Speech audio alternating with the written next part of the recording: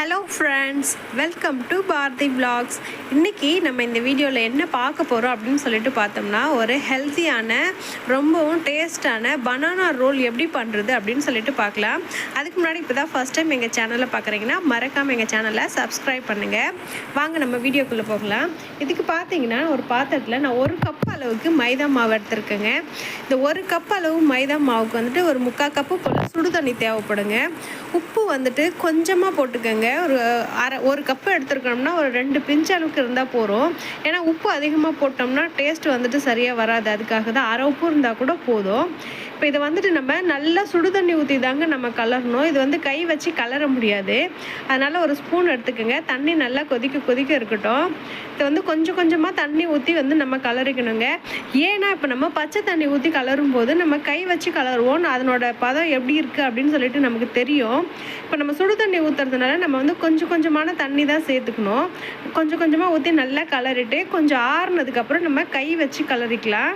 பாருங்கள், இப்போ கொஞ்சம் நான் கரண்டியில் கலரிட்டு இப்போ வந்துட்டு கொஞ்சம் கை சூடு பொறுக்கிற அளவுக்கு இருக்குது. அதனால் நான் இப்போ கையால் நல்லா பிசைஞ்சிக்கிறோம். மாவு வந்துட்டு எப்படி பிசையணும் அப்படின்னு சொல்லிட்டு பார்த்தோம்னா நல்லா சாஃப்டாக இருக்கணுங்க. நம்ம குலோப்ஜாம் மாவு பார்த்திங்கன்னா எப்படி தொட்டால் எப்படி சாஃப்டாக போகும் பார்த்திங்களா, அந்த மாதிரி இருக்கணும். சப்பாத்தி அளவுக்கு இருக்கக்கூடாது. இது மைதா மாவு அப்படின்றதுனால ரொம்பவே சாஃப்டாக தான் இருக்கும். பாருங்கள், இந்த அளவுக்கு பிசைஞ்சிட்டதுக்கப்புறம் இதை ஒரு அரை மணி நேரம் நம்ம ஊற வைக்கணுங்க. இது மேலே பார்த்தீங்கன்னாக்கா அப்படியே வைக்காமல் எண்ணெய் தடவி வைங்க. ஏன்னா இந்த ஷீட்டுக்கு வந்துட்டு மாவு வந்து காயவே கூடாது, ரொம்ப சாஃப்டாக இருக்கணும். ஏன்னா நம்ம ரொம்ப மெல்லிஸாக இந்த ஷீட்டை உருட்ட போகிறோம் அப்படின்னு சொல்கிறதுனால மாவு மேலே எண்ணெய் தடவி தட்டு போட்டு மூடி ஒரு 1/2 hour வந்துட்டு ஊற வச்சிடலாம். 1/2 hourக்கு அப்புறம் இது பாருங்கள் எப்படி வந்திருக்குன்ட்டு. நல்லா சாஃப்டாகிடுங்க. ஃபஸ்ட்டு இருந்ததை விட இப்போ இன்னும் கொஞ்சம் சாஃப்டாக இருக்கும். இதை நம்ம வந்து பிரித்து எடுத்துக்கலாம். இந்த 1 கப்பு மாவில் பார்த்தீங்கன்னா ஒரு 10 ஷீட் போல் கண்டிப்பாக நமக்கு வரும். நீங்கள் ரொம்ப பெருசாக போட்டிங்கன்னா தான் ஒரு ஷீட் 2 ஷீட் கம்மியாகும். மீடியமான சைஸில் பார்த்தீங்கன்னா 10 ஷீட் போல் இதில் நம்ம உருட்டிக்கலாம். உங்களுக்கு எத்தனை பால் வருதுன்னு சொல்லிட்டு முதல்ல உருட்டி வச்சுக்கோங்க. இந்த ஒரு ஷீட் தான் வந்துட்டு பார்த்தோம்னா நமக்கு எல்லாத்துக்குமே பேஸுங்க.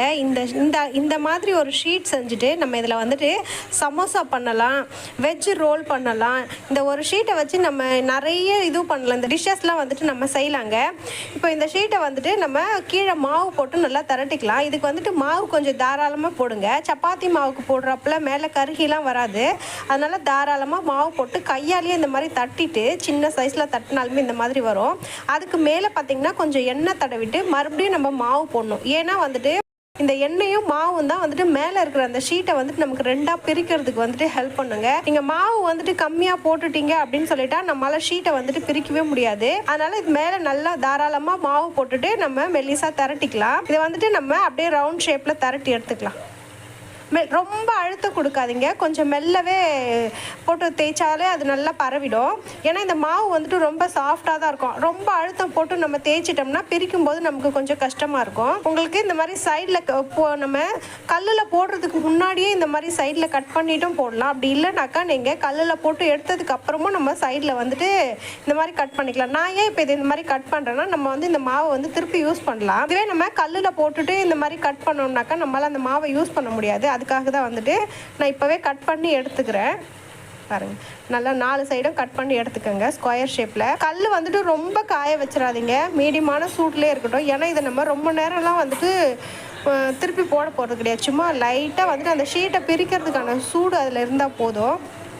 இந்த மாவு வந்து ரொம்ப சாஃப்டாக இருக்குங்க. இங்கே பாருங்கள், நான் கையால் தட்டும் போதே பார்த்தீங்கன்னா சைடில் வந்து பிச்சுட்டு வருது. அதனால் ரொம்ப சாஃப்டாக திருப்பி போடுங்க. இதை பாருங்கள், மேலே பார்த்தீங்களா அந்த கலரே சேஞ்ச் ஆகாது. சும்மா லைட்டாக அந்த ஒயிட் கலர் பபுள் வந்த உடனே நம்ம எடுத்துக்கலாம். மொத்தமாக ஒரு 15 செகண்ட் இருந்தாலே போதும். அந்த ஷீட்டை நம்ம எடுத்துடலாம். பாருங்கள் எப்படி அது ஒட்டாமல் வருது பாருங்கள். இந்த மாதிரி ஒட்டாமல் வர்றதுக்கு நம்ம என்ன பண்ணணும்னா முக்கியமாக வந்துட்டு பார்த்தோம்னா அந்த எண்ணெயும் மாவும் தான். மாவு நீங்கள் அதிகமாக போடும்போது இந்த ஷீட் வந்து ஒன்றோட ஒன்று ஒட்டவே ஒட்டாது, எடுத்து வெளியே வந்துடலாம். இந்த மாதிரி எடுத்ததுக்கு அப்புறம் பார்த்தீங்கன்னா நம்ம அடுத்த ஷீட்டை போட்டு பிரித்து எடுத்துக்கலாம். நான் எல்லாத்தையும் போட்டு எடுத்துகிட்டு வந்திருக்கேன். பாருங்கள், இது எவ்வளோ மெலிசாக இருக்குது பாருங்கள். இந்த ஷீட் பார்த்திங்கன்னா உடையாதுங்க. நம்ம இப்படி வந்துட்டு மடக்கி பார்த்தோம்னா ஷீட் வந்து கிழியவோ உடையவோ கூடாது, அப்படியே பெண்ட் ஆகணும். அவ்வளோதான். இதை எடுத்து நம்ம ஓர வச்சிடலாம். இப்போ சப்போஸ் உங்களுக்கு மாவு பிரிக்கும் பொழுது இந்த போல் பிச்சுட்டு வந்துருச்சு, எல்லா மாவும் வந்து ஒரே போல் வராதுங்க. ஒரு சில சமயத்தில் நமக்கு பிச்சுட்டு வரும். இந்த போல் உங்களுக்கு பிச்சுட்டு வந்ததுனாக்கா நீங்கள் என்ன பண்ணுங்கள், இந்த மாவு வந்துட்டு எங்களுக்கு சரியாக வரல அப்படின்னு சொல்லிட்டு தூக்கி போடாதீங்க. நம்ம திரட்டும் போது சைடில் வந்து கட் பண்ணி வச்சுருந்தோம் பார்த்தீங்களா, அந்த மாவை எடுத்து இது மேலே பேட்ச் ஒர்க் பண்ணலாம். அதுக்கப்புறம் நம்ம இந்த மாவு சூப்பராக யூஸ் பண்ணலாம். எப்பயுமே செய்கிற அந்த ஷீட் போலவே வரும். எப்பயுமே மாவு வந்துட்டு எல்லாருக்கும் கரெக்டாக வருமானு கேட்டால் வராது. ஒரு சில சமயத்தில் ஒரு சைடில் எங்கன்னா பிச்சுட்டு வர வாய்ப்பு இருக்குது. அவங்களுக்காக தான் நான் இதை காமிக்கிறேன். இல்லைன்னா நான் அடுத்த ஸ்டெப்புக்கு போயிட்டுருப்பேன். சப்போஸ் உங்களுக்கு இந்த மாதிரி வந்துச்சு அப்படின்னாக்கா நீங்கள் என்ன பண்ணலாம் அப்படின்னு சொல்லிட்டு உங்களுக்கு ஒரு ஐடியாக்காக தான் இது கொடுக்குறேன். இந்த மாதிரி 2 பக்கமும் திருப்பி போட்டு திரட்டிங்கன்னா அந்த பேட்ச் ஒர்க் வந்து சூப்பராக செட் ஆகிடுங்க. பாருங்கள், அந்த ஷீட்டை இதுக்கப்புறம் நம்ம தாராளமாக யூஸ் பண்ணலாம். திருப்பி போட்டு இன்னொரு சைடும் நம்ம லைட்டாக தேய்ச்சி விட்டுக்கலாம்.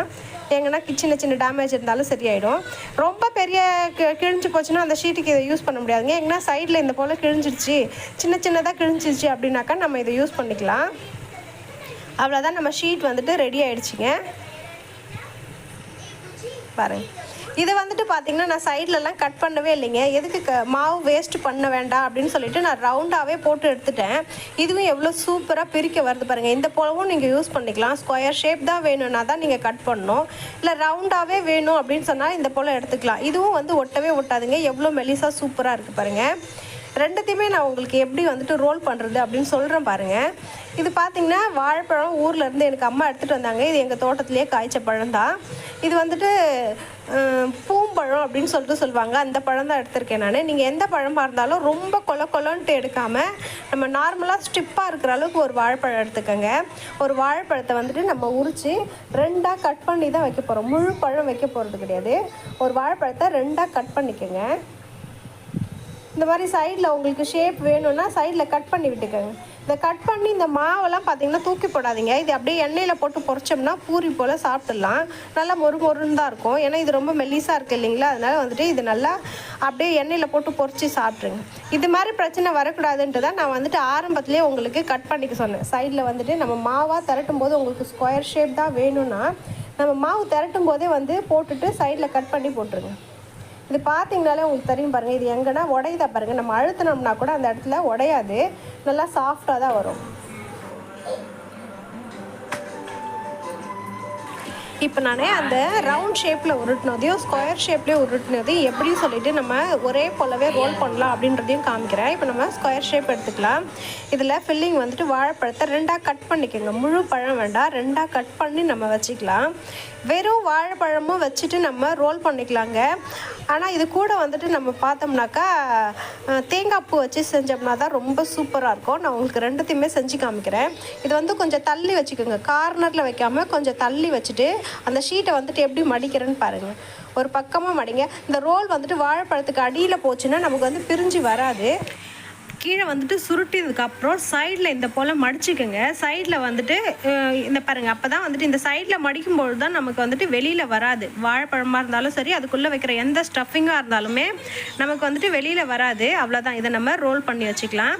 இது ஒட்டுறதுக்கு பார்த்தீங்கன்னா நான் வெறும் தண்ணி வச்சு தாங்க ஒட்டியிருக்கேன். நீங்கள் வேணும்னாக்கா மைதா மாவு கூட கொஞ்சம் லைட்டாக கரைச்சி அதை வந்து ஒட்டிடலாம். அப்படி இல்லைனாக்கா இன்னும் சூப்பரான ஆப்ஷன் பார்த்தீங்கன்னா ஒரு முட்டையோட ஒயிட் வந்து நம்ம இதில் போட்டு ஒட்டினோம்னா சூப்பராக இருக்குங்க. அப்படி இல்லை அப்படின்னாக்கா இந்த ரோல் மேலேயே பார்த்தீங்கன்னா ஒரு முட்டையை உடச்சி ஊற்றி இந்த மொத்த ரோலுமே அந்த முட்டையில் வந்துட்டு ஒரு சுற்றிட்டு நம்ம எண்ணெயில் போட்டோம்னா அந்த டேஸ்ட்டு கூட சூப்பராக இருக்குங்க. எல்லாத்தையும் இந்த போல் சுற்றி நம்ம பிளேட்டில் வச்சுக்கலாம். அது வந்துட்டு நான் ஸ்கொயர் ஷேப்பில் இருந்ததை வந்துட்டு நான் உங்களுக்கு சுற்றி காமிச்சேன். இது பார்த்தீங்கன்னா நம்ம வந்து கட் பண்ணாத அப்படியே ரவுண்டு ஷீட்டு தாங்க. இதையும் நம்ம ஒரு வித்தியாசமும் இல்லாமல் அது போலவே சுருட்டிக்கலாம். பாருங்கள், முதல் சுற்றும் போது நம்ம வாழைப்பழத்துக்கு கீழே வைக்கணும் அந்த ஷீட்டே. அப்போ தான் நமக்கு பிரிஞ்சு வராது. அதுக்கப்புறம் பார்த்திங்கன்னா சைடில் மடிக்கணும். ரொம்ப ஈஸி தாங்க. ஒரு ரோல் பண்ணிட்டிங்கன்னா உங்களுக்கு அதுக்கப்புறம் டக்குன்ட்டு எல்லா வந்துடும்.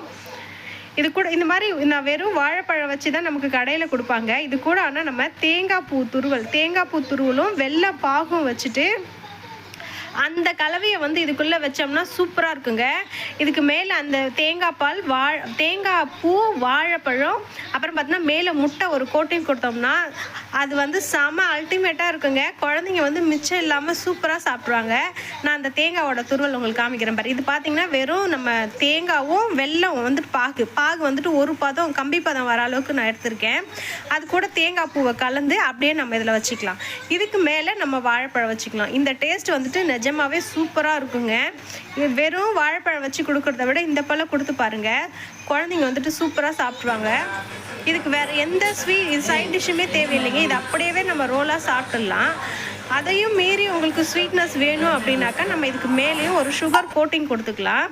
எல்லாத்தையும் நம்ம எடுத்துக்கலாம். இது பார்த்திங்கன்னா நான் வாழைப்பழம் வைக்காமல் வெறும் வந்துட்டு தேங்காய் பூ வந்துட்டு வச்சு ரோல் பண்ணி எடுக்கிறேன். நம்ம இதுக்குள்ளே இந்த ஷீட்டு ஒன்று தாங்க விஷயம். இதுக்குள்ளே நம்ம என்ன வேணால் வச்சுக்கலாம். வெஜிடபிள்ஸ் வச்சுக்கலாம், பன்னீர் ரோல் பண்ணிக்கலாம், ஆனியன் சமோசா பண்ணிக்கலாம். எல்லாமே நம்ம இந்த ஷீட்டு ஒன்று தான். இதை வச்சு நீங்கள் எவ்வளோ டிஷ் வேணால் செஞ்சுக்கலாம். நம்ம இதை வந்துட்டு பொரிக்கும் பொழுது எண்ணெயை பார்த்தீங்கன்னாக்கா ரொம்ப சூடு வச்சிடக்கூடாதுங்க.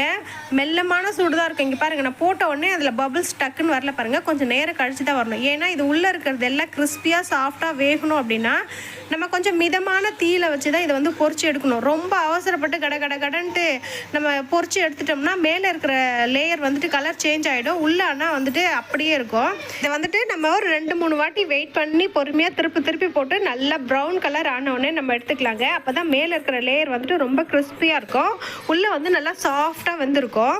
இப்போ பாருங்கள், ரெடி ஆகிடுச்சு. எப்படி கலர் சேஞ்ச் ஆகி வந்திருக்கு பாருங்கள். இந்த ஸ்டேஜில் நம்ம எடுத்தால் சரியாக இருக்கும். இதில் வந்து நான் ஒன்று வந்துட்டு பார்த்தீங்கன்னா வெறும் பனானா போட்டிருக்கேன். இன்னொன்று பார்த்தீங்கன்னா இந்த தேங்காய் பூவும் வச்சு வாழைப்பழமும் வச்சுருக்கேன். நான் உங்களுக்கு உடச்சி காமிக்கிறேன் பாருங்கள், எவ்வளோ கிறிஸ்பியாக சூப்பராக இருக்குது பாருங்கள். இதில் குழந்தைங்க ஒரு துளி கூட மீத வைக்கவே மாட்டாங்க. இதுக்கு எந்த ஸ்வீட்னஸ்மே தேவையில்லைங்க. இந்த தேங்காய் துருவல் கூட வெல்லம் வச்சுருக்கோம் இல்லைங்களா, அதனால் அவ்வளோ சூப்பராக இருக்கும். வெறும் வாழைப்பழம் வச்சிங்கன்னா நீங்கள் அதுக்கு மேலே வந்து ஒரு சுகர் கோட்டிங் கொடுக்கணுங்க. அப்போ தான் வந்துட்டு அந்த ஸ்வீட்னஸ் கரெக்டாக இருக்கும். இதுக்கு எதுவுமே தேவையில்லை, அப்படியே நம்ம சாப்பிட்டுடலாம். இப்போ நான் வெறும் வாழைப்பழம் வச்சதை கட் பண்ணி கொடுக்குறேன் பாருங்கள். அந்த வாழைப்பழத்தோட ஸ்வீட்னஸ் மட்டும்தான் அதில் இருக்கும். அதனால நம்ம வந்துட்டு மேலே வந்து சுகர் கோட்டிங் கொடுக்கலாம். ஆனால் தேங்காய் பூ வெள்ளை பாகில் வச்சும்போது அதுக்கு வந்து எதுவுமே தேவையில்லைங்க, அப்படியே சாப்பிட்டுடலாம். பாருங்கள் வாழைப்பழம் எவ்வளோ சூப்பராக வந்துட்டு வந்திருக்குன்னு சொல்லிட்டு. அவ்வளோதாங்க, நம்ம பனானா ரோல் ரெடி ஆகிடுச்சு. கண்டிப்பாக இதை நீங்கள் வந்து வீட்டில் ட்ரை பண்ணி பாருங்கள். சாப்பிட்டுட்டு எப்படி இருக்குன்னு சொல்லிட்டு நீங்கள் எனக்கு கமெண்ட் பண்ணுங்கள். அதோட எங்கள் வீடியோவும் லைக் பண்ணுங்கள், சப்ஸ்கிரைப் பண்ணிக்கோங்க. தேங்க்யூ.